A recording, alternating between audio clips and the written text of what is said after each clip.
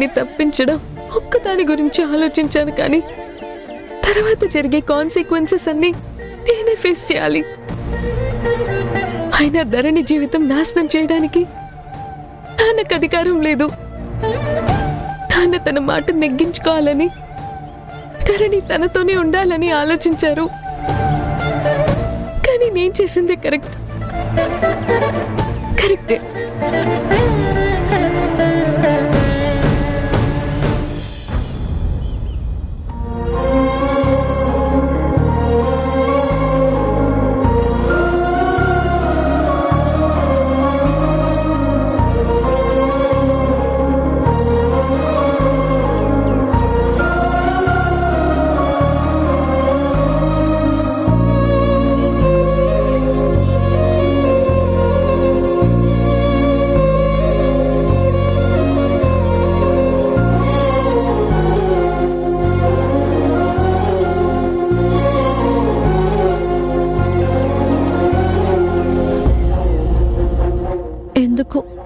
ఎందుకు నన్ను చూసి తలదించుకుంటున్నావు?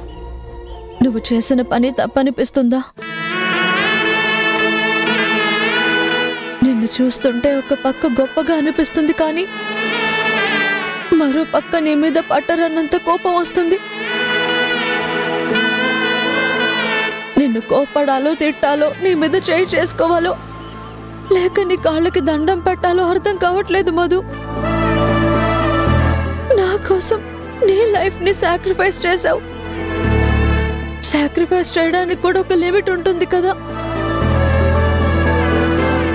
నాకు మావయ్యకి పెళ్లి కాకుండా చూసి అతని దుర్మార్గం నుంచి నన్ను బయటపడేయాలని నువ్వు నరకంలోకి ఎంటర్ అయ్యావు. మావయ్య ఎలాంటి వాడో నీకు తెలిసి కూడా ఎందుకు ఇలాంటి పని చేసావు? ఎందుకు నీ ఫ్యూచర్ స్పాయిల్ చేసుకున్నావు? నేను నా మనసులో ఒక్కటే ఫిక్స్ అయిపోయాను, నీ లైఫ్ స్పాయిల్ చేసే అధికారం మా నాన్నకి లేదు అని. ఆ కేశవ్తో నీ పెళ్లి జరగకూడదని డిసైడ్ అయ్యాను. ఇంకా అంతకు మించి నాకు మరో ఆలోచన లేదు. అందుకే అలా చేయాల్సి వచ్చింది.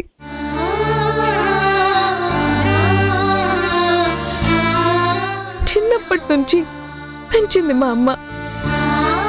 అమ్మ కన్న కూతురువి నువ్వు. తను నీకు కేశవ్కి పెళ్ళైతే జీవితకాలం బాధపడుతుంది. అది నేను చూడలేను. నన్ను పెంచిన రుణం తీర్చుకోవాలనిపించింది. అందుకే నీకు కేశవ్కి పెళ్లి కాకుండా చెయ్యాలని స్ట్రాంగ్ గా డిసైడ్ అయ్యాను. అంతకు మించి ఇంకేం ఆలోచించలేదు. నువ్వు నన్ను రక్షించాలని చూసావు, కానీ చిన్నప్పటి నుంచి నువ్వు కోరుకున్న కోరిక నెరవేరుతుందా? నాన్న నిన్ను క్షమిస్తారా? నువ్విప్పుడు తనకి అన్యాయం చేశావని, మోసం చేశావని, నమ్మించి గొంతు కోసావని నిన్ను తన కూతురుగా యాక్సెప్ట్ చేయకపోతే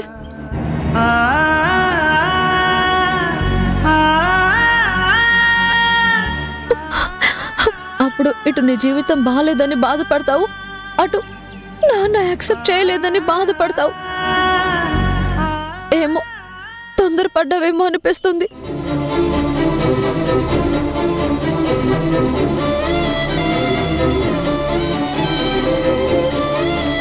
అటు నీ జీవితం పాడై బాధపడతావు, ఇటు నాన్న యాక్సెప్ట్ చేయలేదని బాధపడతావు కదా. తొందరపడ్డావేమో అనిపిస్తుంది. నా విషయంలో కలుగజేసుకోకుండా ఉంటే నీ కోరిక నెరవేరేది.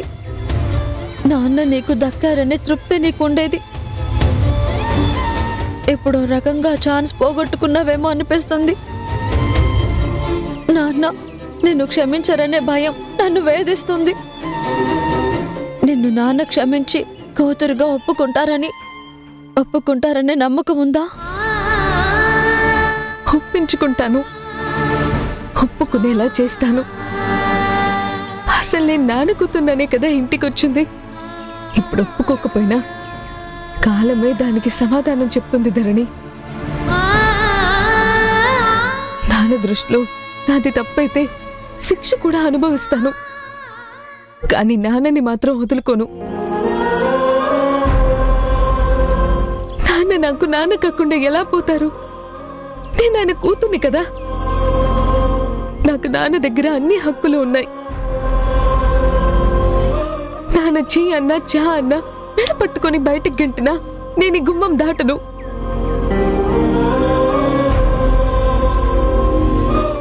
కూతురిగా నా హక్కుల కోసం పోరాడతాను. నా బంధం కోసం గట్టిగా నిలబడతాను. రక్త సంబంధం ఇవాళ కాకపోతే రేపైనా ఒప్పుకునేలా చేస్తుంది. దానికోసం పోరాడతాను.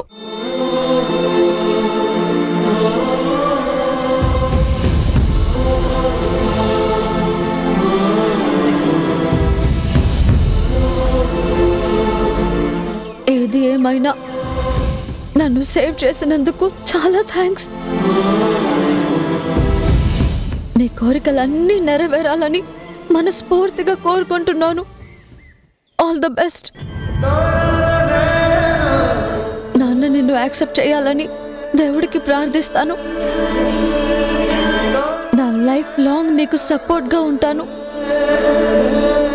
ఏ విషయంలోనైనా ఏ అవసరానికైనా నేను ఒక సిస్టర్ని ఉన్నానని గుర్తుంచుకో.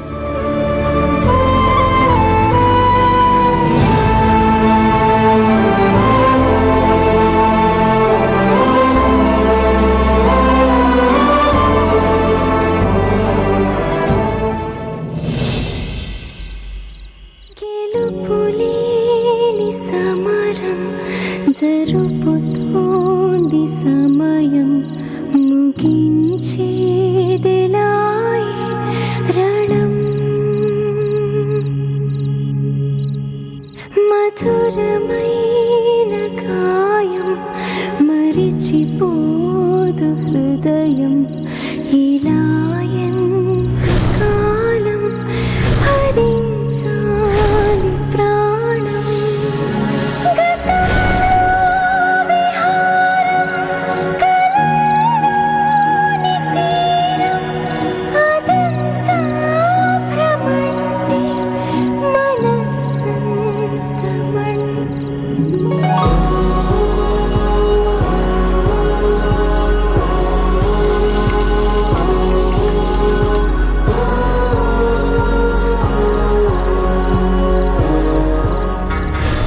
దరిద్రపుది అడుగు పెట్టింది మాకు దరిద్రం అంటగట్టింది. ధరణికి నా తమ్ముడితో పెళ్ళైతే గొప్పగా ఆస్తి కలిసొస్తే కాలు మీద కాలేసుకుని పెత్తనం చలాయించాలి అనుకున్నాను. ఈ ఇంటికొచ్చినప్పటి నుంచి వంటలక్క ఆ పిల్లల్ని పెంచి పోషించే ఆయా పని తప్ప పట్టుమని 10 రోజులు సుఖపడింది లేదు. సంతోషంగా బ్రతికింది లేదు. ఈయన గారేమో దుబాయ్, నాదేమో ఒంటరి బ్రతుకు. ఓ అచ్చటా లేదు ముచ్చటా లేదు, చాకరీ తప్ప.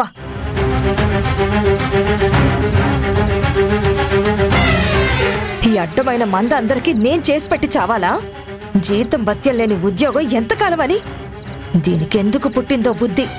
ధరణిని మార్చేసి ఇది కూర్చుని సిగ్గు సరం లేకుండా వాడితో తాళి కట్టించుకుంది. అటు వాడి మనసు విరిచింది, ఇటు ఈయన మనసు విరిచింది.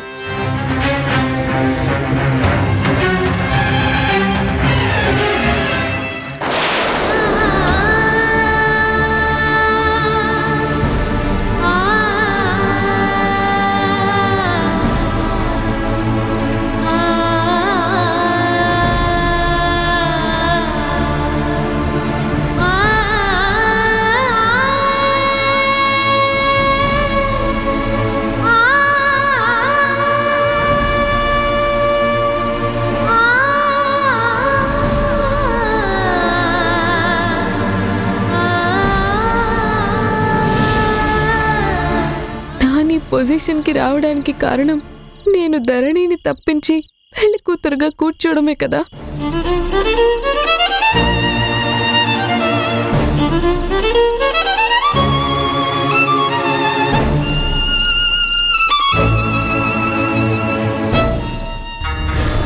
అనుకున్నాను ఈ మనిషి బాధ తట్టుకోలేక పీకల దాకా తాగొస్తాడని అనుకున్నాను. అనుకున్నట్టుగానే వచ్చాడు. అయ్యగారు గుర్రవెక్కొచ్చాడు. ఇప్పుడు ఏం చిందులేస్తాడో, ఎవరి మీద చిందులేస్తాడో, ఎవరికి మూడుతుందో ఏం చెప్పగలం?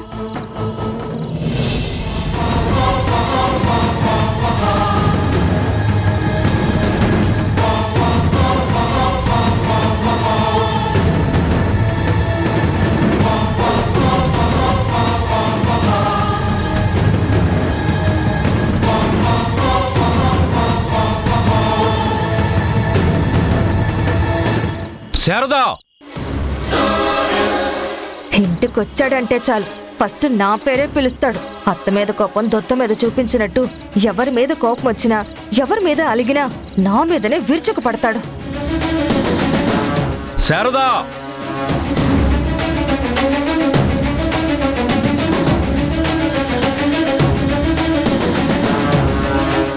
ఏమైంది?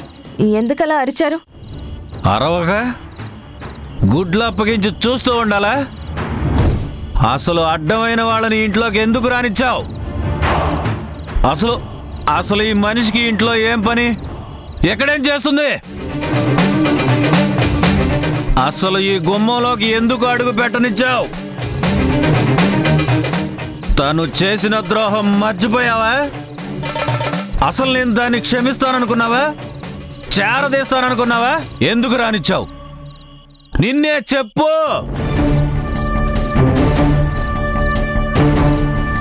నేనెక్కడ రానిచ్చానండి?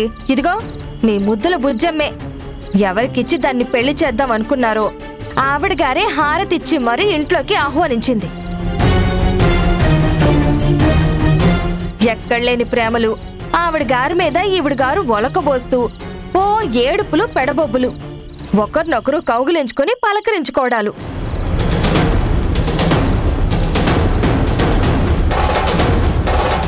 ఆ సీన్ చూడలేక చచ్చాను. దాన్ని చూడగానే నా ఒళ్ళు కంపరమెక్కింది. నేనెక్కడ పిలిచాను? పిలిచిందది, సిగ్గు లేకుండా వచ్చింది ఇది.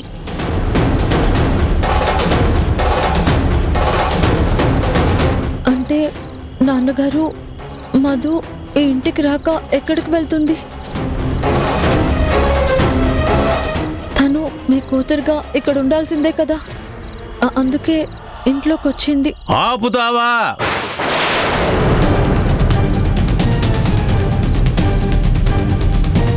ఆపుతావా? నాకు ఎదురు చెప్పేంతగా ఎదిగిపోయావా నువ్వు? నాకన్నా ఇది ఎక్కువైపోయిందా?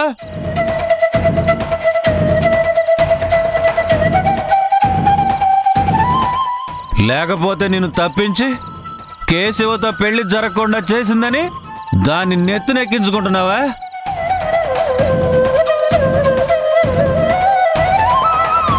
నువ్వు దీన్ని వెనకేసుకుని వచ్చావంటే మాత్రం నేను చచ్చినా సహించను.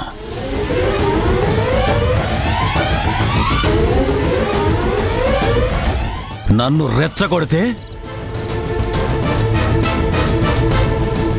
నేననే మాటలకు నువ్వు బాధపడాల్సి వస్తుంది.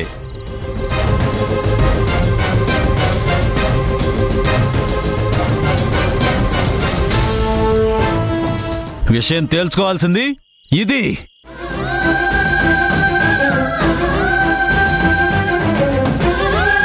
నువ్వు మధ్యలో దూరి మాట్లాడకు.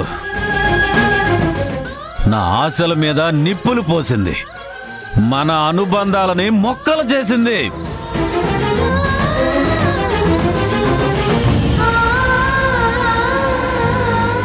నా ప్రేమ ఆపేక్షని అర్థం చేసుకోకుండా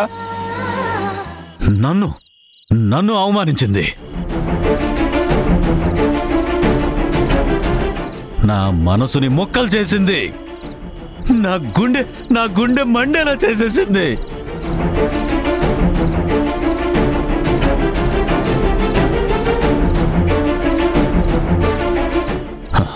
బుజ్జమ్మా, నీ లిమిట్స్లో నువ్వు ఉండు.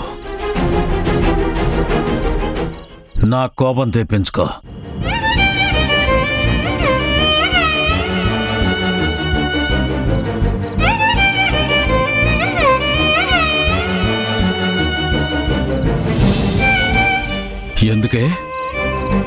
ఎందుకే నువ్వు ఈ గుమ్మంలో అడుగు పెట్టావు? ఎందుకు ఇక్కడ నిలబడ్డావు?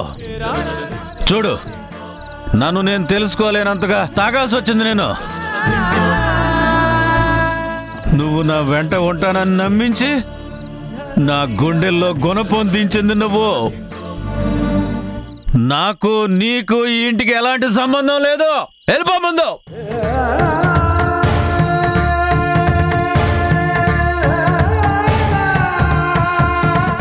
కాదు అని ఇక్కడే నా కళ్ళెదురుగా నిలబడితే నేనేం చేస్తానో నాకే తెలీదు.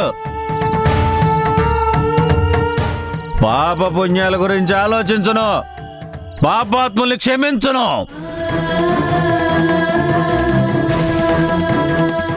ఏయ్!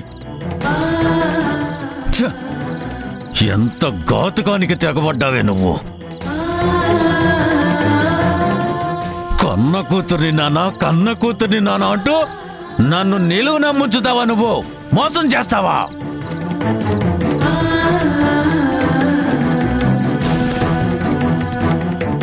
పో, ఒక్క క్షణం కూడా ఇంట్లో ఉండే అర్హత నీకు లేదు. పోతలకి. ప్లీజ్ నాన్న, నేను చెప్పేది కూడా ఒక మాట వినండి నాన్న. అసలు దేవుడే ఇచ్చాడు వీధి ఒకటి, సొంత ఇల్లే ఎలా, సొంత వాళ్ళే ఎలా.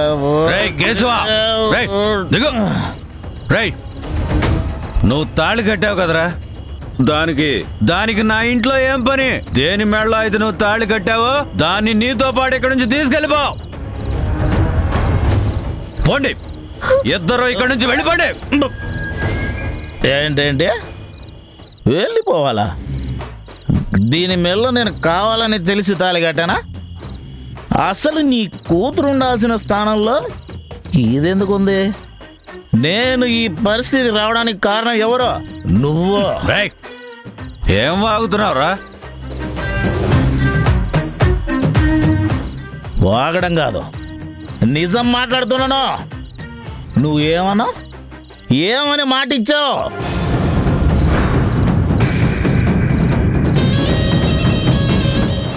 నీ కూతురు ధరణిని నాకు ఇచ్చి పెళ్లి చేస్తానని నమ్మబలికి, దాంతో నిశ్చితార్థం అని ఇంటికి రమ్మని, చివరికి నాన్న అంటూ వచ్చిన దీన్ని దాని ప్లేస్లో కూర్చోబెట్టి నన్ను మోసం చేసి దీని మెల్ల తాళి కట్టేలా మోసం చేస్తావా?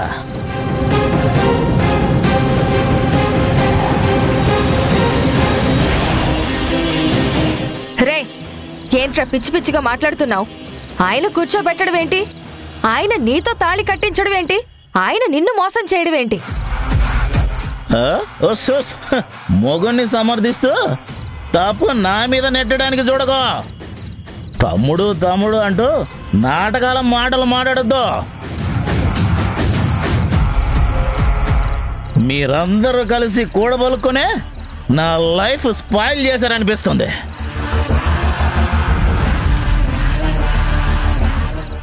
మీరు ముందుగానే ప్లాన్ చేసుకొని నేను ఇలా చేస్తాను, నువ్వు అలా చేయని చివరికి నా కొంప కొల్లేరు చేశారు.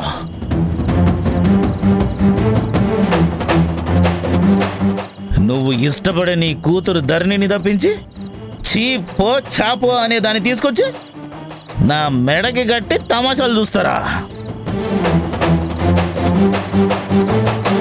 రాయ్, తమాషాలేంట్రా? తమాషాలేంటి? నువ్వు చేస్తున్నావురా డ్రామాలు. నీకు ఇంకొక మాట మాట్లాడే అర్హత లేదు. అసలు నువ్వు ఎవరి మెడలో తాళి కడుతున్నావో సోయి లేకుండా నువ్వు చేసుకుని నన్ను అంటావేంట్రా?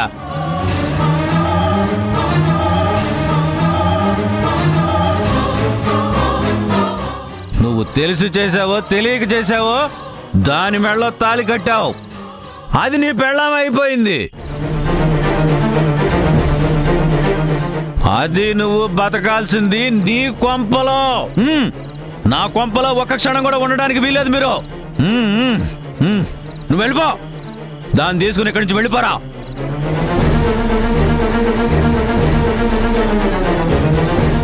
ఆ తర్వాత నీ కర్మ. బతికి చేస్తారో విడిపోయి కొట్టుకు చేస్తారో మీ ఇష్టం రా.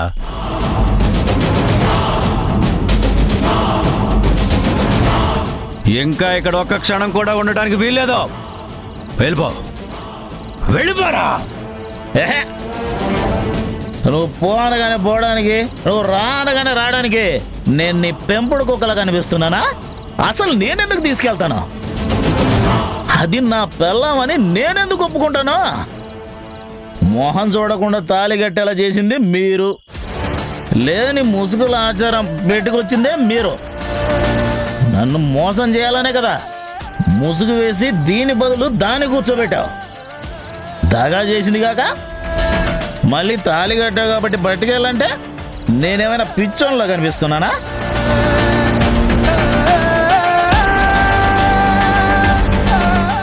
ముసుగులో ఉన్న మనిషి ఎవరో తెలియక కట్టేసిన తర్వాత నా పిల్లం ఎట్ట అవుతుంది? నేను దీన్ని తీసుకుని ఎట్ట వెళ్తాను? నాన్న నాన్న అంటూ చేరింది అది, చేరదీసింది నువ్వు. నీ ఇంట్లో ఉంచుకుంటావో బయట గెంటేస్తావో నీ ఇష్టం.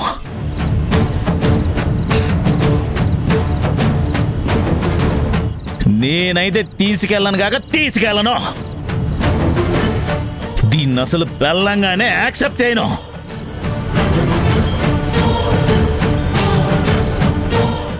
దీని చావు నీ చావు నాకు అనవసరం.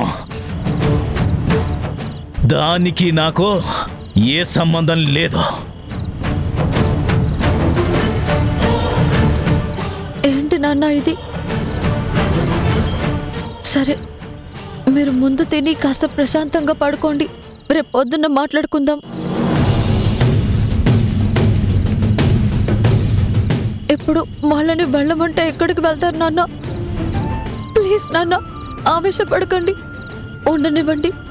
మీ మనసు కుదుట పడిన తర్వాత, పరిస్థితులన్నీ చక్కబడిన తర్వాత మనం మాట్లాడుకుందాం. బుజ్జమ్మ,